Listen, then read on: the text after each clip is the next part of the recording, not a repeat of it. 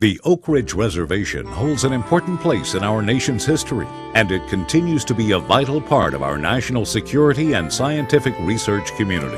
But parts of the reservation require cleanup as a result of decades of energy research. The U.S. Department of Energy looks to the Oak Ridge Site-Specific Advisory Board as the voice of the community on environmental issues. You're welcome to attend meetings of the Oak Ridge Site-Specific Advisory Board to learn more. Call us or visit our website. Okay, good evening, everyone, and welcome to the April meeting of the Oak Ridge Site-Specific Advisory Board.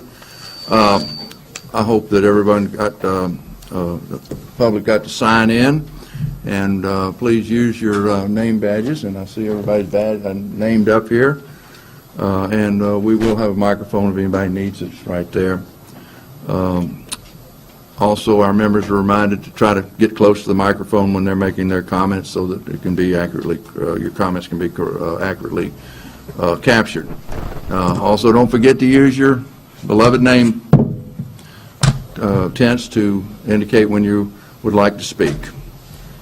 During the presentation question and answer period, we'll have the board members do the first questions, and then we'll open it up to the public. Now, next month, our May meeting, we're going to have a presentation. We'll focus on the National Environmental Management Program. Now, it's always good to see our student liaisons moving on to other things, and it's sad to see them go after we get to know them over the year. Sue, do you have some presentations here for us this evening? I just wanted to acknowledge and thank our students as they complete their last meeting as representatives. For those of you who may not know, each year the SSAB seats student representatives on the board to represent the views and interest of the area students. And the students serve for 1 year, which ends in April, so this is their final meeting. I want to personally thank our two students, Ross and Sam. You guys wave your hands, right? Ross is from the Oak Ridge High School, and Sam is from Hardin Valley Academy. I want to personally, again, thank you very much for being a part of the board for the past year. I hope it's been a worthwhile experience for you, and I hope that you'll continue to keep abreast of what the board is doing and stay involved. So thank you very much for your contribution. We do appreciate it. Okay, we'll get back to the agenda here. We need the comments here. I think we'll start off. Sue, would you care to start us off? I'd be very happy to. Thank you. I wanted to announce that this afternoon the Department of Energy rolled out its fiscal year 2014 congressional budget request. And I believe that Spencer has a link. If you could, this is the cover sheet. We've provided a link for you if you would like to access the report yourself. Oh, okay. So I recognize it's difficult for everyone to see, and so Spencer will go ahead and send out via email to each of you a link for the report. This report covers the entire Department of Energy. If you, just in terms of a summary for you all, the environmental management budget, when comparing the fiscal year 2012 budget to the proposed fiscal year 2014 budget, is down by approximately $100 million. So it's down from, in 12 it was a $5.7 billion budget for the whole program across the complex, and it's now down to approximately $5.6 billion. For Oak Ridge, you'll find in the report a couple of tables that provide information not only on the overall budget for the entire EM program, but also for each of the sites that fall within the Office of Environmental Management. And for Oak Ridge, the budget is approximately or close to $413 million. Now, just a couple of facts and figures for those of you that can identify with numbers. Basically, the overall EM budget is down by approximately 1.6%, and the Oak Ridge budget is down by approximately 1.3%. The one thing that you'll see in the budget report when it identifies the Oak Ridge budget, it does not include one of our PBSs, which is for safeguards and security. So, and that is typical. That is typical. And so, when you take the $18.8 million for safeguards and security and add it to the number provided in the table, that's how I came up with $413 million. So, hopefully that will head off a few questions once you all explore the report on yourself and see what you can learn. Also, I wanted to mention that, as you all know, we are in the process of beginning our budget formulation process for fiscal year 15, and we plan to have a public budget workshop. It is scheduled for April 23rd and will be held from 4 to 6 p.m. here in Oak Ridge at the Pollard Auditorium.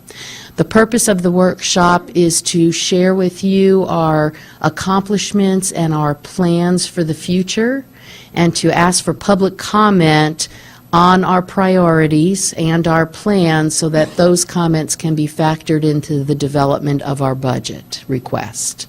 So I hope that many of you will be able to join us. We are advertising this. We've sent out letters. We're putting announcements in the papers and using other opportunities to announce it. So we're hoping that we'll have a large crowd, and certainly we hope that you all will be a part of it as well. And that's it for me. Any questions? Okay. Okay, thank you. David Adler, do you have any comments for us this evening? Nothing tonight, thanks. Okay, thank you. All right, John Owsley, our TDEC liaison. Thank you, sir. I have no announcements to make, but I would like to introduce Chris Thompson. She is our Director of External Affairs for the Knoxville Field Office, and if she has any comments to make. I don't have anything to add, but thank you very much for the invitation to meet you all. I appreciate it. Welcome, Chris. Godspeed. Thank you. Connie Jones, EPA liaison. Thank you. I do not have any announcements to make, but I'll be more than happy and be willing, if I can, answer any questions if asked. Thank you. All right, thank you. I guess at this point we're going to open the public comment period. Public comment period is now open, and looks like either Mr. or Mrs. Mulvinen. Sorry. Please state your name and keep your comments to 3 minutes, please. I noticed Ms. Wilkinson is going to be talking to you tonight, and she's got nothing but good information, so I want you all to pay attention very carefully. This is really a good deal. The students, I really welcome them to really tell everybody at school that you really like this program that we have here. You learned a lot of things, because we want some good people to apply next year. So let's move on. Thank you very much. As a Citizens Advisory Board, the Department of Energy on environmental cleanup, we want to encourage the community at large to attend and participate in our board and committee meetings. If you are unable to attend, please send in your questions and comments to the address shown. Appropriate comments and questions will be read during the public comments section of the SSAB meeting, and will be given the same consideration by the board and DOE as those given in person. Meeting schedules and ways to communicate with the board can be obtained by calling 241-4583 or by visiting our website. Okay, thank you. David, could you introduce our speakers for this evening? Mr. Chairman, I'll be happy to. The Oak Ridge Office of Environmental Management has prepared a strategic plan to complete the cleanup of the Oak Ridge Reservation. This strategic plan emphasizes an integrated approach that identifies environmental legacies at each of the Department of Energy's 3 sites, including East Tennessee Technology Park, Y-12 National Security Complex, and the Oak Ridge National Laboratory. As a part of the strategic plan, a portfolio plan has been produced for each of these sites. Each portfolio plan includes a discussion of the strategy, site challenges and/or opportunities, and the sequence, schedule, and approximate cost of the cleanup actions to be carried out at the site. Tonight, we have 3 Department of Energy Portfolio Federal Project Directors to discuss the cleanup plan for their respective sites. Jim Kapotic is the Portfolio Federal Project Director for the East Tennessee Technology Park. He began his career with DOE in the early 90s as a site manager with the formerly utilized Sites Remedial Action Program. In 1997, he became the project manager for the Oak Ridge National Laboratory, surface impoundments, gunite tanks, and Phase 1 Tank W1A soil removal action. Prior to DOE, Jim worked for the EPA, where he managed CERCLA cleanup actions and worked as an on-scene coordinator for chemical emergencies. Jim holds a Bachelor of Science degree in Environmental Health and Science from the University of Georgia. Jim, looking forward to it. All right, what I'm going to do tonight is just kind of run through real quickly, and I know Sue and Dave and Melissa are going to give me because I got to get this all done in 10 minutes. Basically, ETTP, East Tennessee Technology Park, is located on the western edge of the reservation, and the end state is to clean it up so that it can be reused as a commercial industrial park. All right, the cleanup includes, you guys know this, tearing down the old buildings that aren't necessary or they're contaminated, excavating soil and sediment, and then addressing the groundwater. Everything on this figure here, the hatch marks, we've received no further action regarding the soil and buried waste from EPA and the state of Tennessee.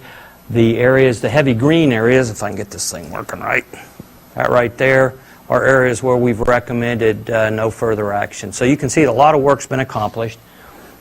Now the buildings, I think K25 was constructed 68 years ago, so you can imagine the condition. It's been shut down since the mid-60s. For the most part, the buildings were designed to be heated 24/7, 365 days. When we shut them down, you're getting a lot of deterioration in the building. We've got technetium, which is highly mobile when it comes in contact with moisture in the air. We've got uranium. All of this presents a risk to the workers and also increased costs. So the sooner we get the buildings torn down, disposed of, the better off we'll be, and we'll be able to achieve our end state of a commercial industrial park. All right, ongoing projects. I think I was here in January. Since that time, everything's demolished. Right now we're completing the last little bit of waste from the north end, disposing of that. We're now working down in the tech area. That's 6 units, building units there versus 9 here. So I like to say K25 is now smaller than K27.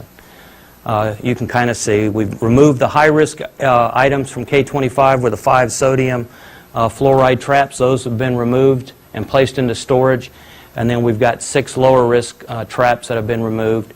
And of course, we've got the landlord security infrastructure that are still ongoing.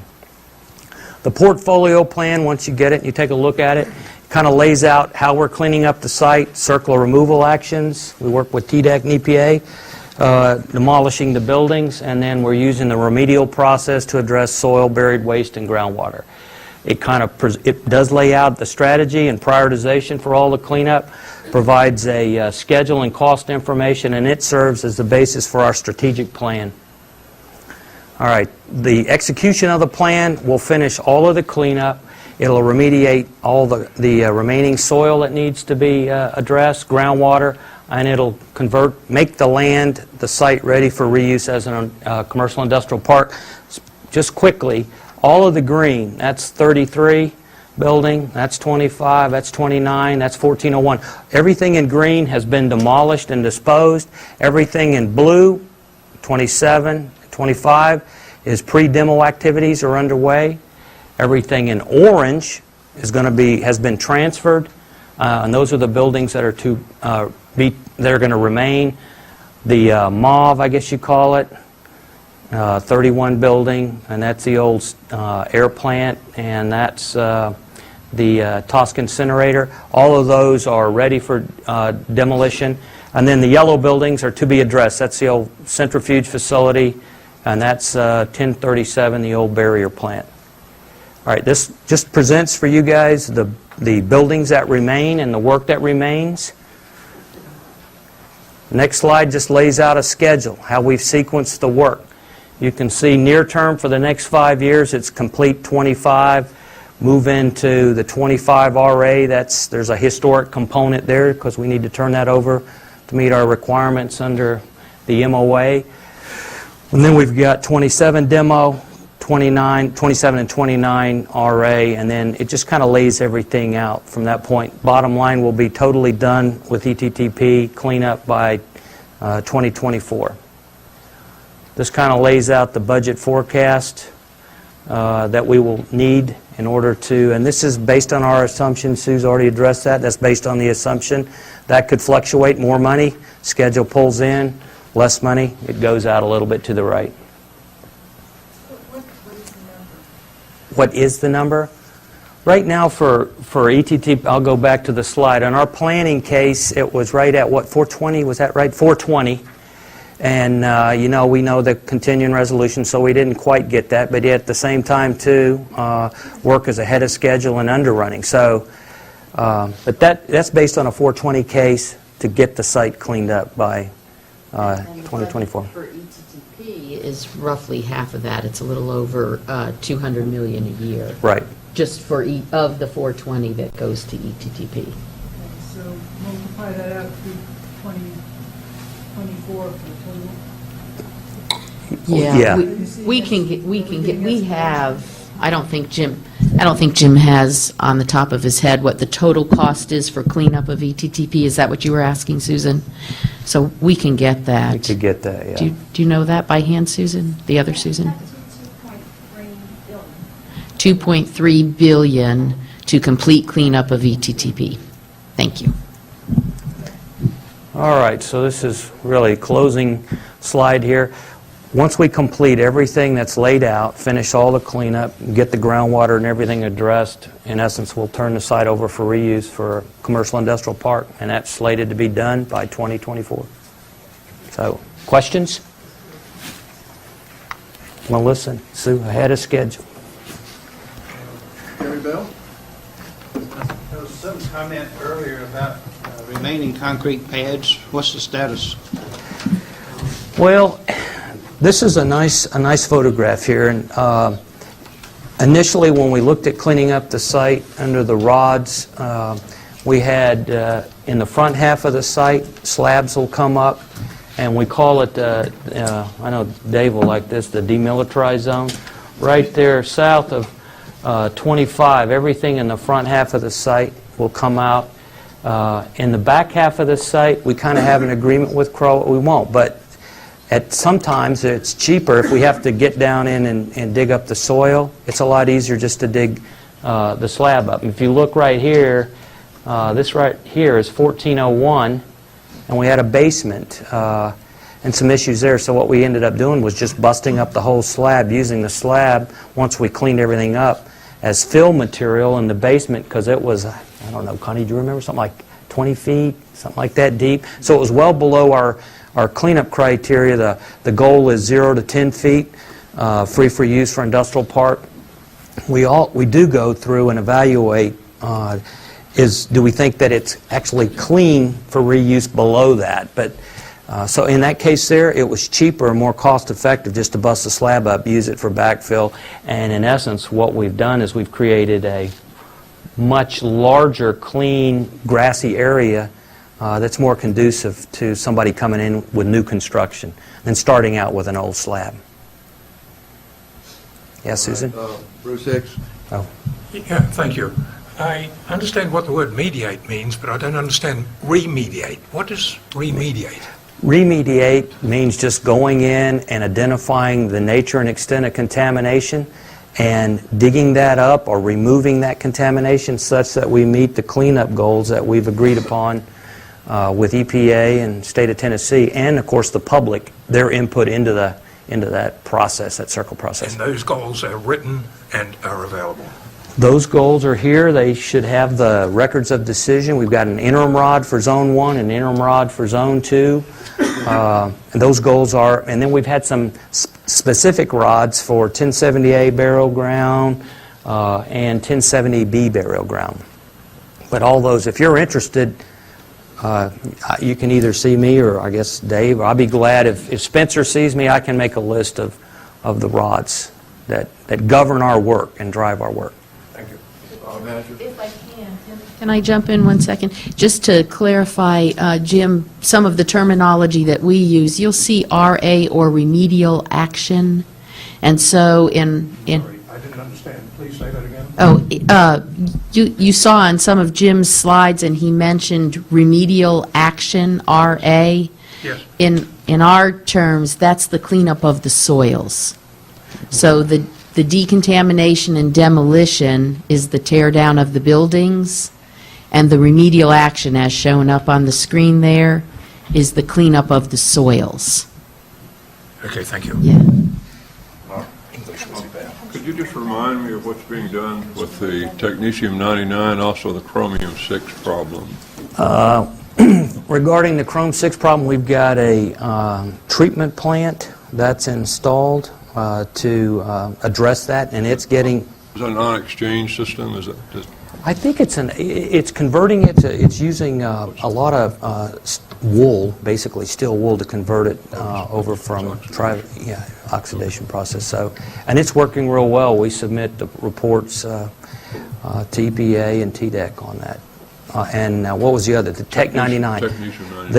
They're in there completing the characterization, and we assumed initially in the front end that the whole 5 units, the southern 5 units of K25, were all, the process equipment was contaminated with tech levels above our waste acceptance criteria for our environmental management, waste management facility criteria, which is 172 picocuries per gram, if I'm not mistaken.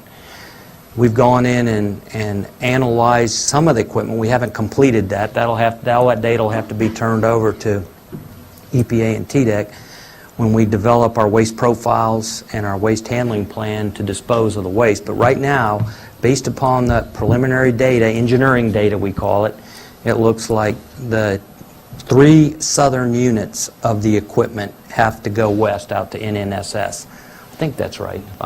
3 or 2?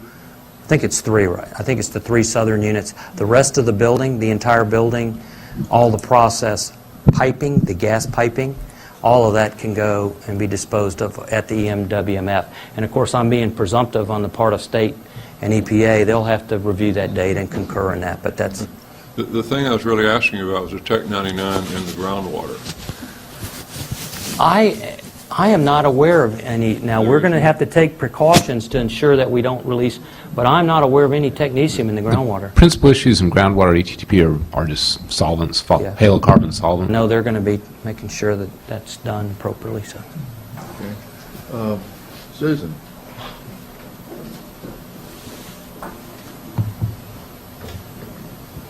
Hi, I'm Susan Gawarocki, and I also had a technetium-99 question. From process knowledge, how much of K27 do you expect to be contaminated and to the point where it's going to have to be sent out west?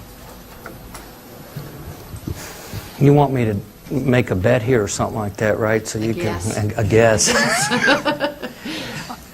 You might want to explain where we are in characterization. Yeah, we've just started a lot of the phase 1 type characterization, Susan.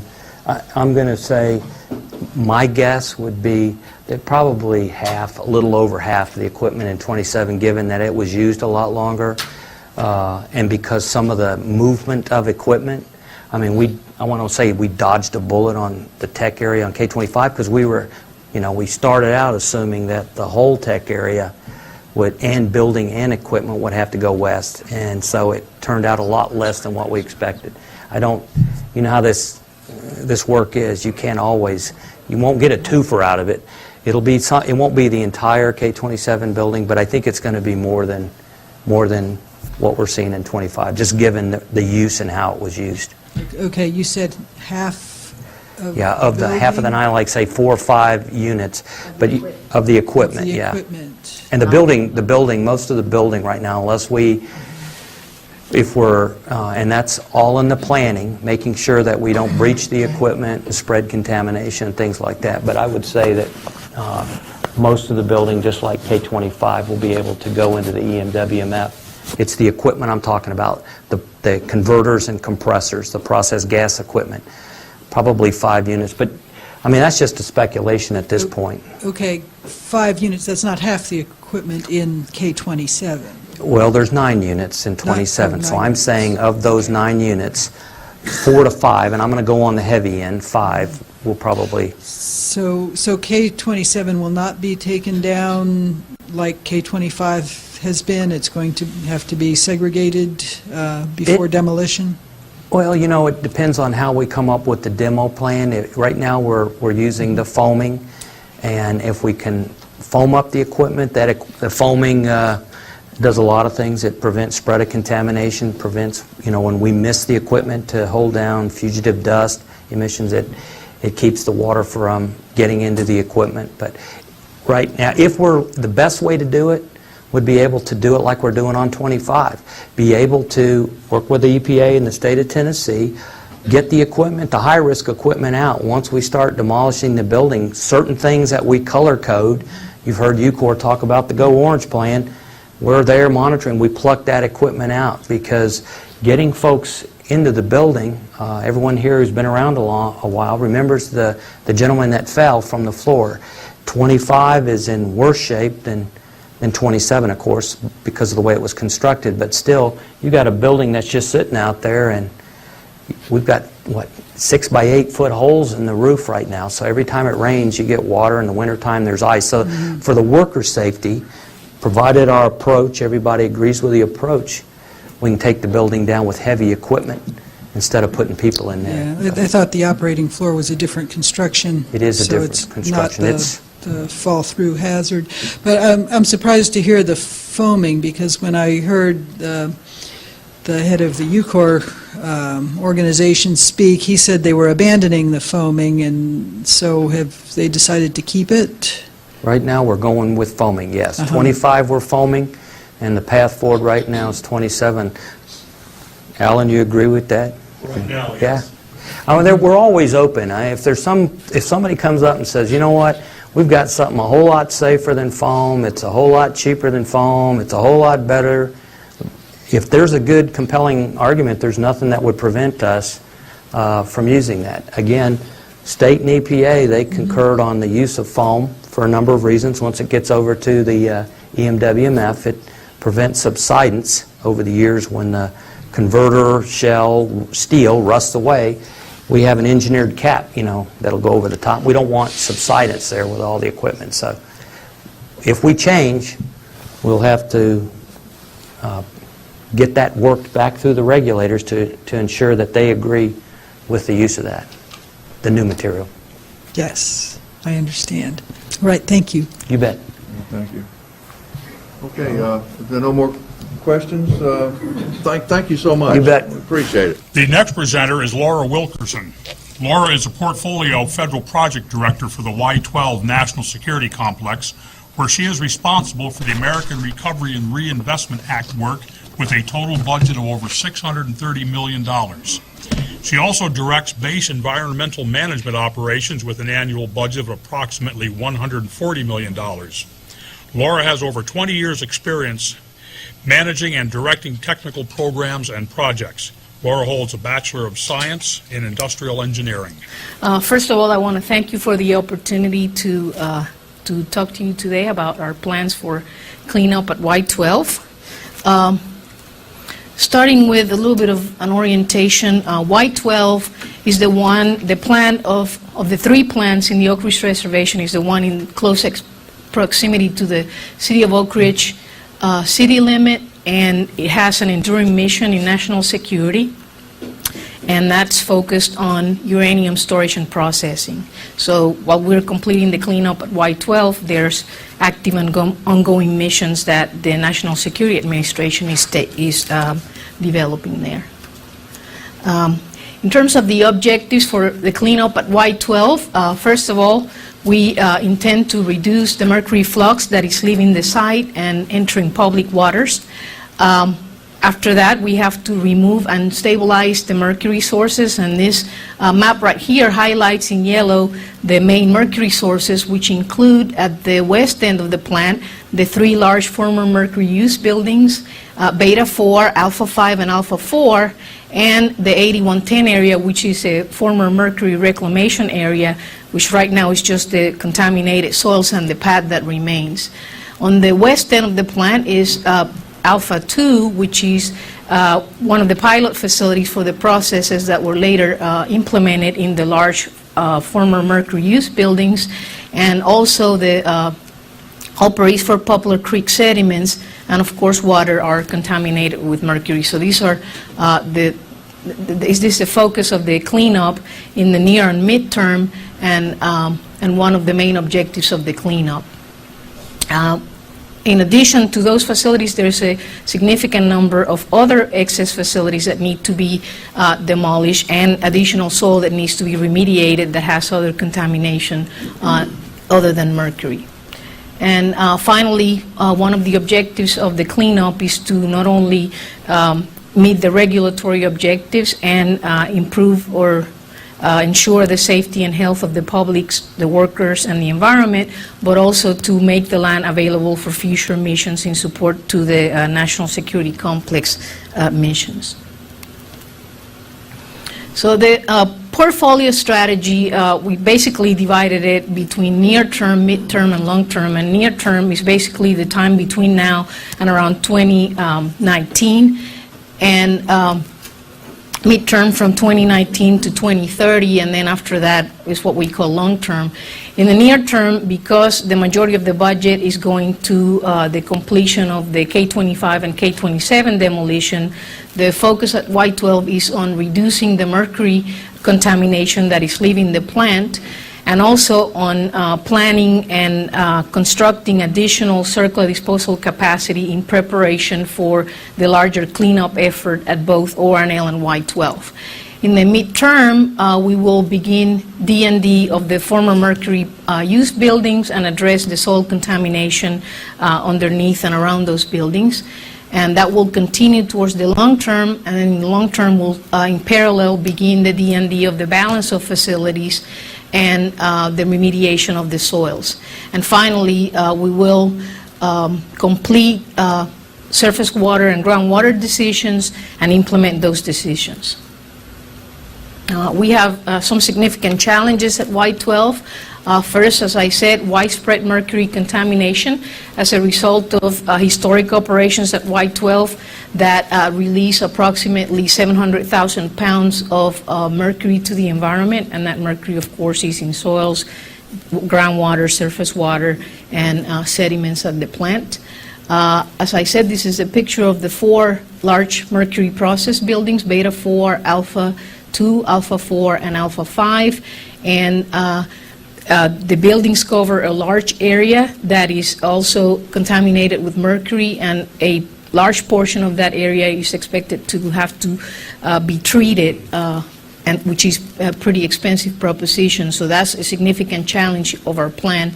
Of course, as I said before, the mercury flux leaving the site needs to be reduced, and finally, all this cleanup activity taking place in very close proximity to the mission activities at the Y-12 plant.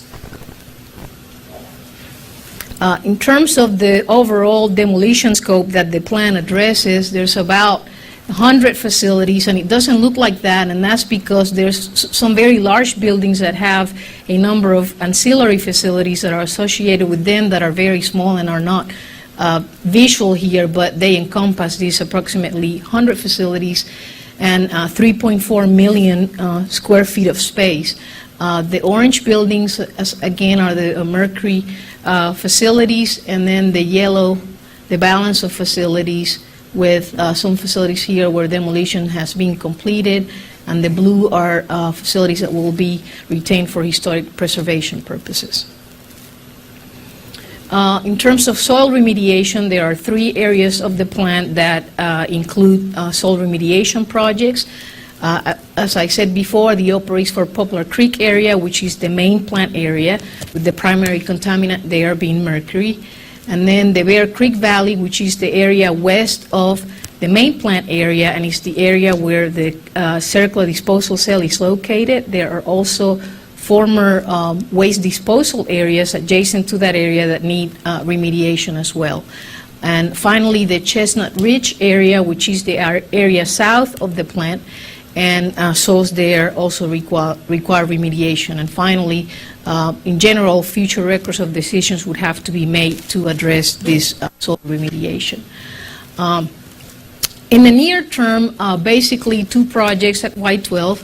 As I said before, the first one has 2 objectives. The first objective is to reduce the mercury that is leaving the site, and the second objective is to give us a mechanism to control mercury releases when we undertake the larger D&D and remediation activities. And that is a proposed plan at Outfall 200 to treat mercury-contaminated water. And Outfall 200 is in this picture right here, and it's basically the point of the storm sewer system where all the outfalls that discharge stormwater from the West End Mercury area, which is the primary area of mercury contamination, converge and become the headwaters of the operates for Poplar Creek, and that's how the mercury contamination gets in the creek primarily and out of the site. So this plant, we have completed the conceptual design recently. It is in draft, and it will be submitted to the regulators for their review and concurrence or approval. And we completed that using remaining Recovery Act funds at Y12. And the proposed design parameters are here. They intend to be consistent with the existing record of decision, which is a level of, or a goal of 200 parts per trillion of mercury in the effluent. And the capacity initially will be 1,500 gallons per minute. But the plan will be, the proposal is to construct the plant in a way that is a modular design that is scalable so that we can expand it in the future if necessary as we learn about the operation and efficiency of the plant. The plan is to begin the design and construction project in 2015. And as I said before, it meets 2 remediation goals, one for the near term and one for the long term. The other project is to expand the disposal capacity for the circular waste that will be generated from the cleanup of Y12 and ORNL. We basically will need a new circular disposal cell that will be approximately the same size of the existing cell.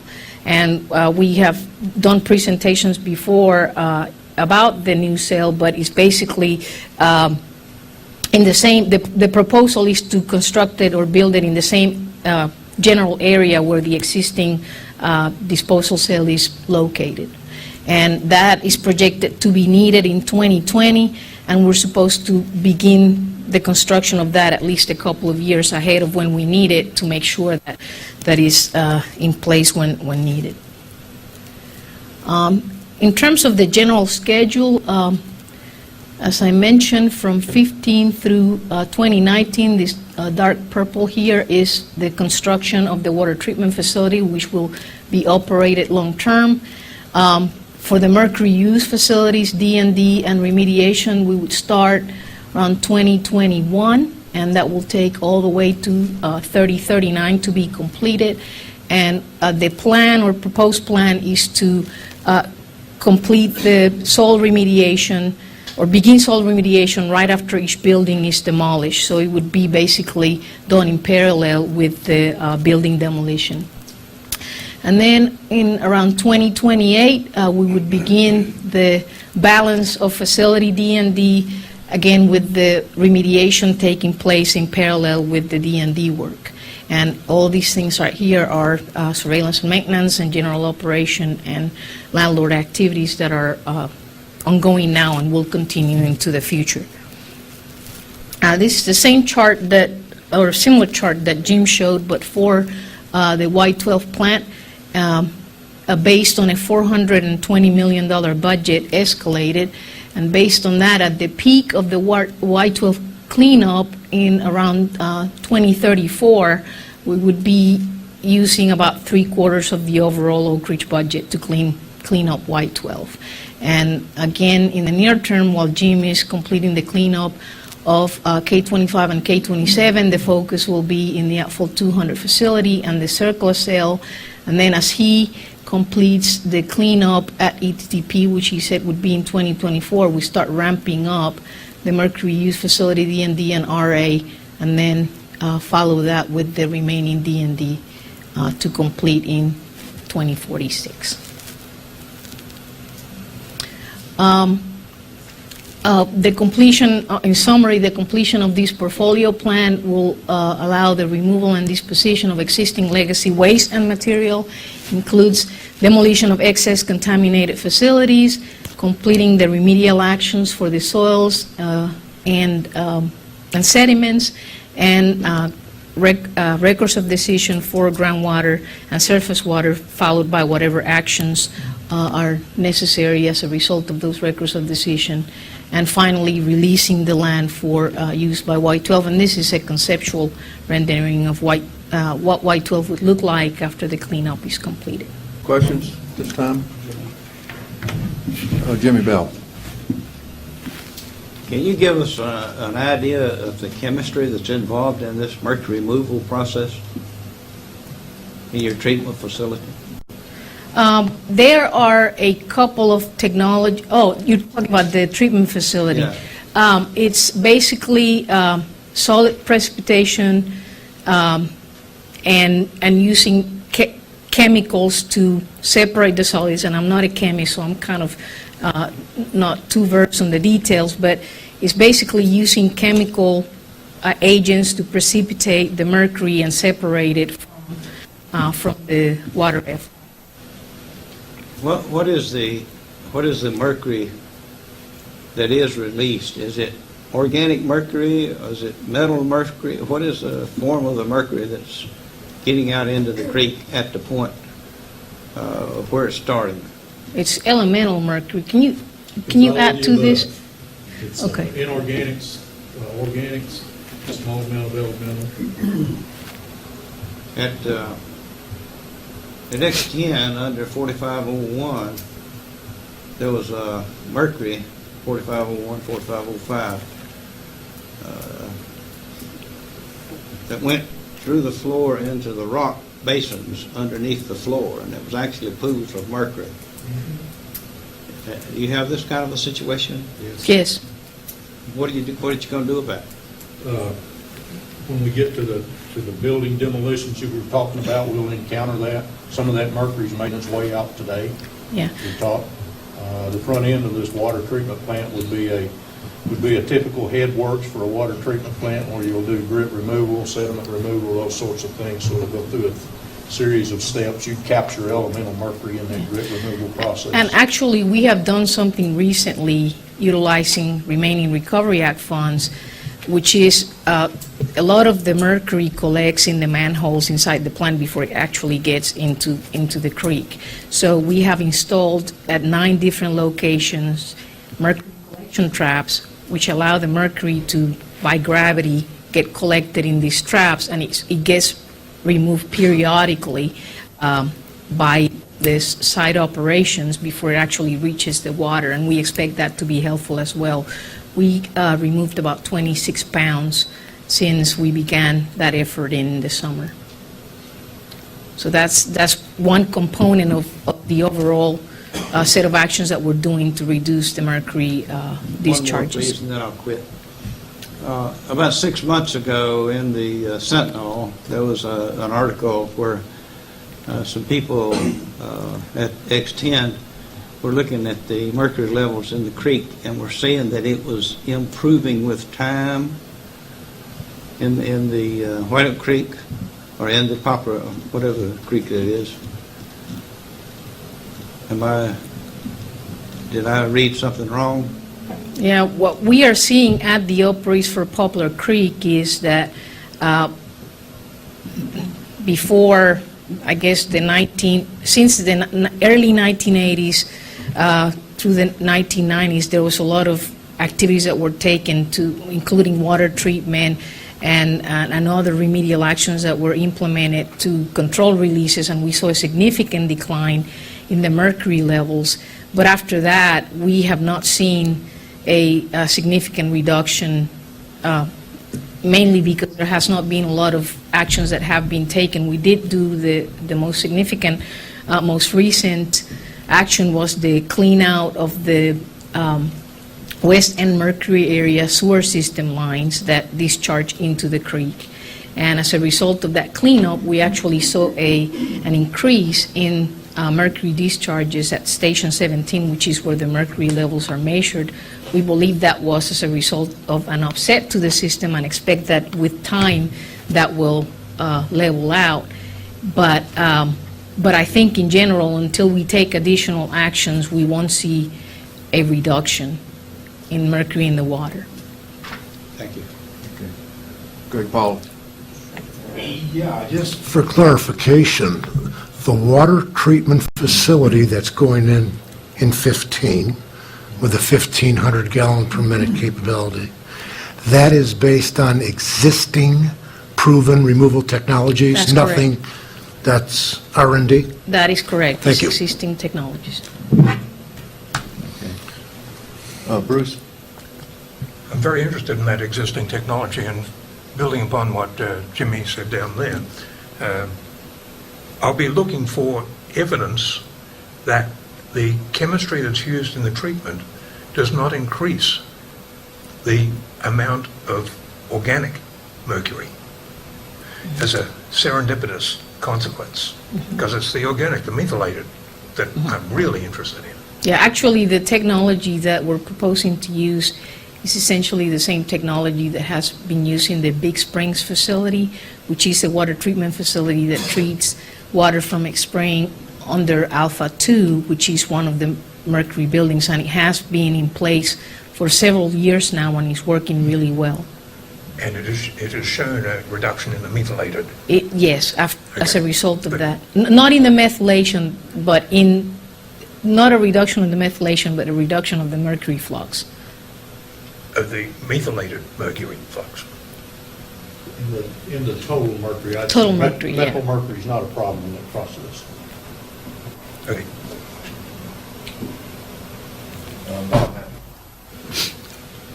Just out of curiosity, what's being done with the mercury that's being recovered, either from foundations, under manholes, or in sewer systems and that sort of For thing? the work that we did on the Recovery Act, most of the mercury was actually treated and disposed of at West facilities. The mercury that we will be collecting now, because it's going to be in small amounts, would be stored until we have a quantity that's efficient to dispose of. Okay. Mr. Chairman, I have Sure, please. In the new activities at Y12, are they totally isolated from these mercury problems geographically? Not totally isolated. Yeah, do you mean the uranium processing facility? There's a slide where you show the location of where the uranium processing facility will be constructed in relation to the mercury. There it was. The pink shaded So area. it's right here. UPF and HEUMF, right there. That's the location that is where the HEUMF facility is currently constructed and where they plan to construct the uranium processing facility. So you can see the close proximity. Yeah, so it's actually, these facilities are currently within the property, the PIDAS, the high security area at Y12, which includes, of course, the new facilities, and right now, these facilities, so the fence basically covers all of that. And that area is very constrained in terms of You don't see space. any problem with the new facilities having mercury problems, or having mercury, you're far enough away that you're clear of... All that's upgrading of the non-mercury Yeah. contamination. Right, you might want to point out there, Laura, where the storm sewer system is and where it gets into the creek. Actually, this south of this- the The other slide is better for that. Let's see. Yeah, this, the orange line right here is the storm sewer system, and it actually becomes the headwaters of the creek right here at outfall 200. And you can see Goes out of shown the in plan the, at Station 17. This is where it's measured for compliance. and you can see it in relation to the proposed uranium processing facility area. Right. Thank you. Thank you. Okay, let's see. Citizens, any questions, Norman, Sue? Okay. All right, I guess, thank you. Thank you.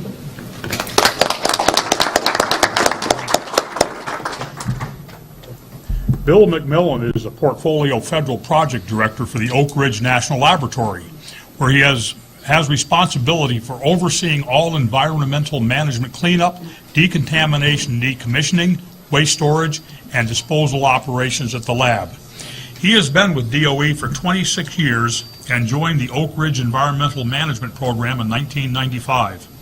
Bill's career has also included 5 years with the DOE Y-12 site office, 3 years with the Savannah River Operations Office, and 5 years with the South Carolina Department of Health and Environmental Control. Bill has a Master's of Science degree in Environmental Systems Engineering from Clemson and a Bachelor of Science degree in Biology from the College of Charleston. I'm kind of the newest member of the team. Been involved in the as the PFPD for about 8 months now, so I'm still learning a lot as I go through this. Just to start out, the lab is down in the southern part of the reservation. See, it's kind of a squiggly, odd shape. That's because there's a ridge running right down through here that separates Bethel Valley, the part of the lab that's in Bethel Valley to the north, and Melton Valley to the southeast. So there's activities for the lab that's in both of those valleys. Oak Ridge National Lab is the largest science and energy lab in the complex, so it's a valuable asset for DOE, supports a lot of research and development of isotopic medical isotopes and isotopes for various uses in the science arena, so it's an important asset for the department that we maintain. Cleanup strategy involves basically 2 phases, and I've divided it into a near-term phase and an out-year phase. It's sequenced in with the environmental management program's priorities. First of all, to finish the K-25 and K-27 work, then focus on the work for mercury at Y-12, and so you'll see a big gap where we really don't get into the demolition activities until the mid-2020s. Near term, though, we are focused on removal of a lot of the legacy materials at the site, primarily the transuranic waste that's sitting in storage facilities that's been being treated at the Transuranic Waste Processing Center, and the removal of the uranium-233 inventory that's in Building 3019. So those are the near-term focus, as well as the continuing operation maintenance of the wastewater systems there and the gaseous systems and the environmental monitoring activities. We get into the demolition of facilities in the 2024 time frame, goes all the way into the mid-4040s. Primarily, the first part is we're focusing in on the higher risk facilities that are part of the central campus, which is pictured here. And then in about the 2030 time frame, we start also adding in the Melton Valley facilities along with that. And of course, once we've D&D'd and demolished facilities, then we go after the remediation of the media that's underneath those facilities too. So the ultimate result is as we get through with areas, we'll be releasing the areas back to Oak Ridge National Lab for redevelopment and furtherance of their science mission. There's challenges at the lab, especially in the central campus areas. What's shown here, there's we're right in the middle of ongoing missions of science. You can see some of their new facilities in this area. They're all brand new facilities, and we're right next to that with hot cells and various kinds of high rad type facilities that have historically been used in the past. Various hot cells. 3517 is an isotopic separations building. Building 3019 is kind of in the central of the campus too, and there's just all kinds of various isotopic challenges in there to deal with. The facilities are old. They're built. Most of these are built in the 40s and 50s time frame, 60s, and a lot of unusual, specialized isotopes we have to deal with as we go through. Primarily strontium, cesium, but some of the others as well that require special handling and packaging of radionuclide material as we go through. Those are the main challenges, but I can't overemphasize the close proximity to ongoing missions in the lab. Near term, we've got 2 ongoing projects that I mentioned really quick a minute ago. Transuranic waste, this is a picture of the Transuranic Waste Processing Center. This is actually a project that's still managed by LARA.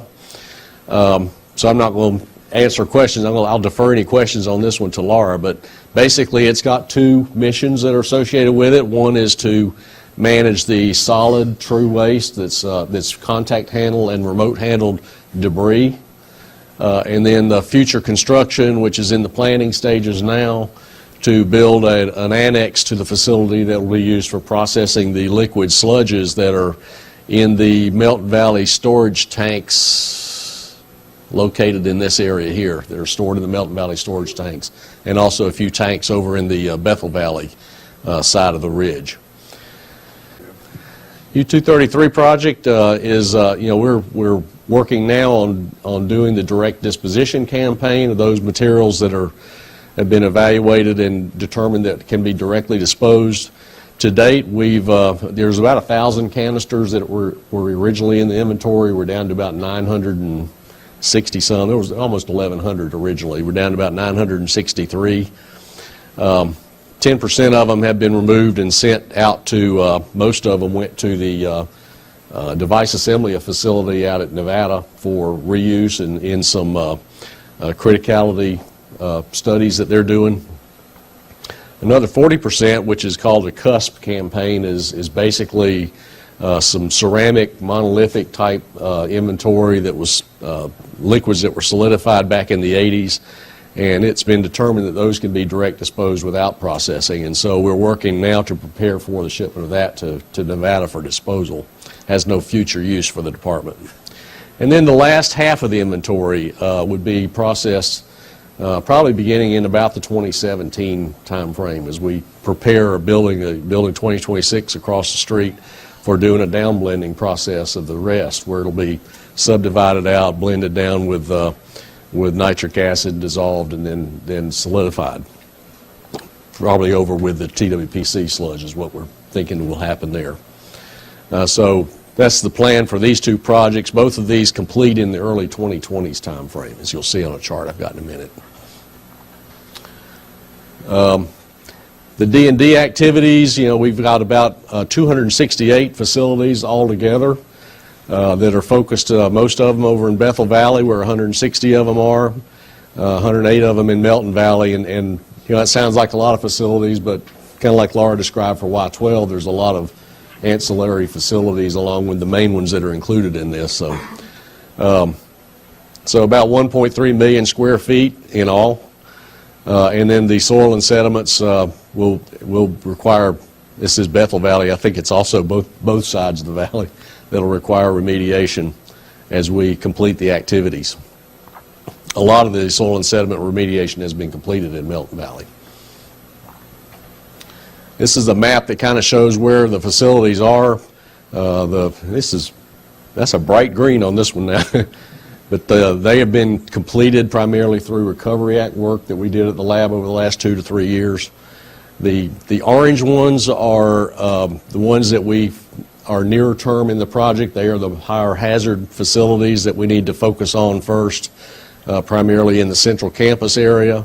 And then the yellow ones are the ones that are a little later on in the schedule that we'll be focusing on as well.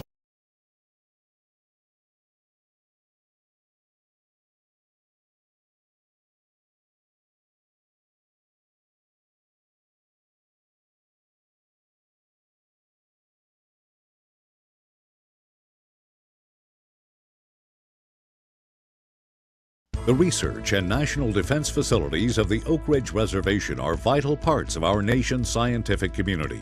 To continue to meet these needs, parts of the reservation require cleanup from the impacts of years of energy research. The Oak Ridge Site-Specific Advisory Board is the voice of the community, providing input to the U.S. Department of Energy on its environmental cleanup of the reservation.